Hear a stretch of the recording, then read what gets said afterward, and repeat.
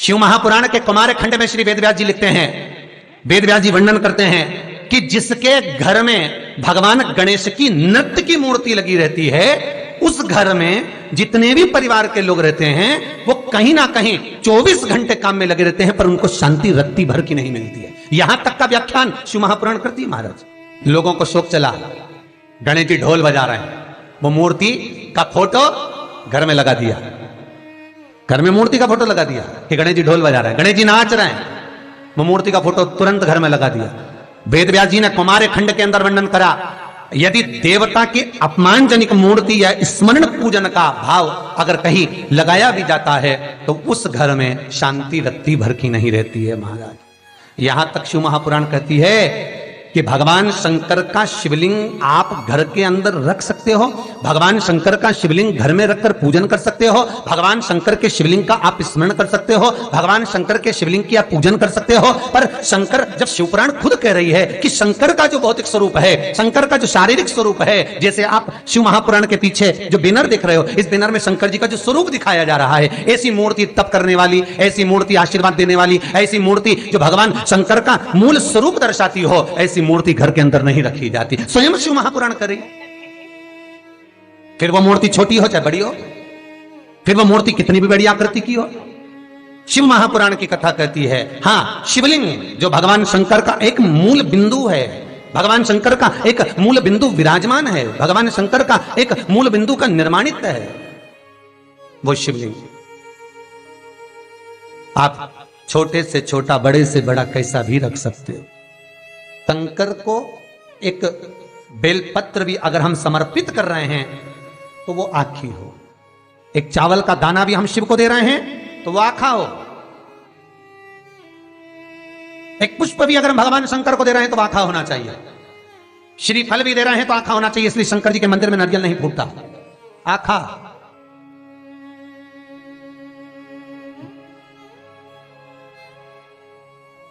समर्पण भी हो तो पूर्ण हो, आखा, आधा नहीं।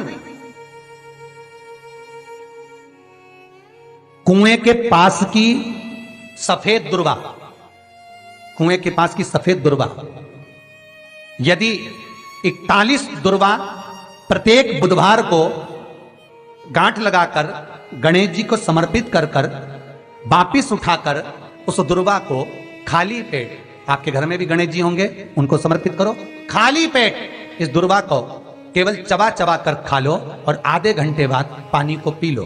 बुधवार की बुधवार 5 बुधवार करना, गणेश जी को चढ़ाना, सफेद दुर्वा को गणेश जी को समर्पित कर कर चबा चबा कर खाना। उदर की प्रॉब्लम, जो भी मसा आदि की प्रॉब्लम होती है, उदर से जुड़ी हुई होती है, जिस चीज से जुड़ी होगी, पेट की जितनी प्रॉब्लम होगी आपको, जितनी भी प्रॉब्लम होगी वो सारी 5 बुधवार करना, छठे बुधवार को जरूरत ही नहीं पड़ेगी। कितनी भी प्रॉब्लम हो पेट से, कितनी पेट से जुड़ी हुई प्रॉब्लम जितनी भी होगी, समाप्त। यही दुर्वा शिव महापुराण की कथा कहती है।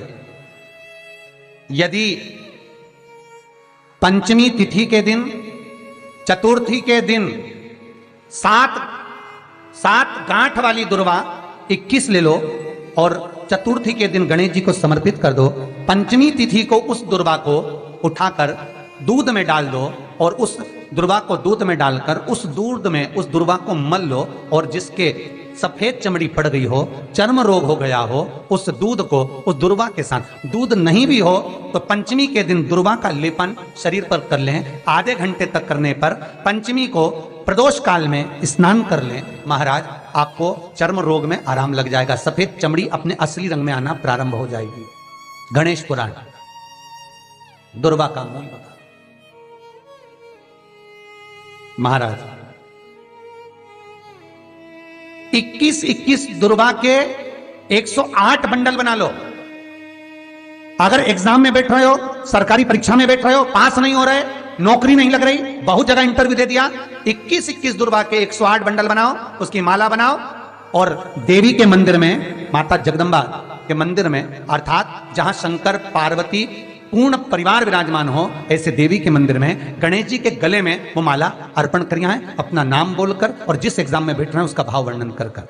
महाराज और वहीं से एक पुष्प लेकर अपने कमरे में जहां पढ़ते हो कांच की प्लेट में उस फूल को रख दीजिए और दूसरे दिन एग्जाम के लिए चले जाइए, आपको उसका फल अवश्य मिलेगा, अवश्य मिलेगा। आप उसमें उत्तीर्ण होंगे, फल प्राप्त होगा। दुर्वा सुख का अनुभव करा देता, आनंद का अनुभव। महाराज भगवान के मंदिर में पहुंचकर ये 5 दर्शन मनुष्य नित्य करता है। पहला भगवान के चरणों का, दूसरा भगवान के नाभि कोश का, तीसरा भगवान के वक्षस्थल का, चौथा भगवान की शिखा का और 5वां भगवान के नयन का।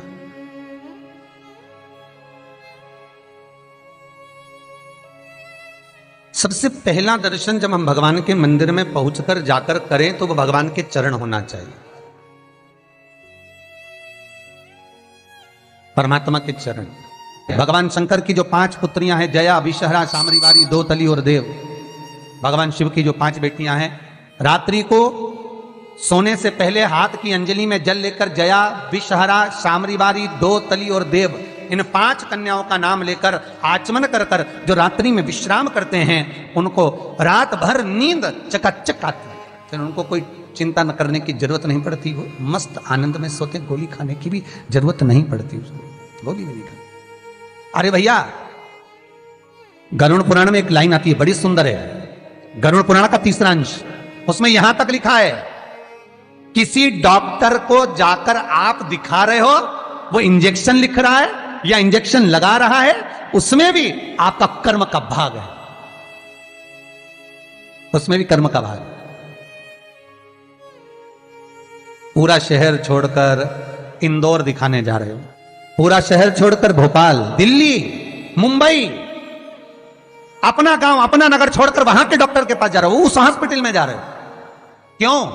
पुराना है, चुकाना है, वहां तक लेकर जाएंगे, तुमको चुकाना पड़ेगा। मां जगतजननी जगदंबा पार्वती करे, ये पूर्व निश्चित है, पूर्व निश्चित। किस गांव में, किस नगर में, किस मोहल्ले में, किस जगह पर आपका जन्म हो रहा है और कहां जाकर आपको कमाना है, कहां जाकर आपको खाना है, कहां जाकर परिवार के साथ में रहना है, किस भूमि पर आपको भोग भोगना है, किस भूमि पर जाकर तुम्हारे प्राण छूटेंगे, यह तक निश्चित है। मृत्यु वहां तक ले जाए, जन्म के बाद वो वहां तक भूमि ले जाएगी। कोई कोई तो इंडिया में पैदा हुआ, विदेश में रह रहा है, भारत की भूमि पर रहने के बाद में विदेश में रह रहे हो, विदेश में कमा रहे हो, विदेश में खा रहे हो, वहां रह रहे हो, और कई विदेशी आकर यहां रह रहे हैं, क्यों? क्योंकि वहां का लिखा है अन्नदाना पानी, निश्चित है वहां मिलेगा।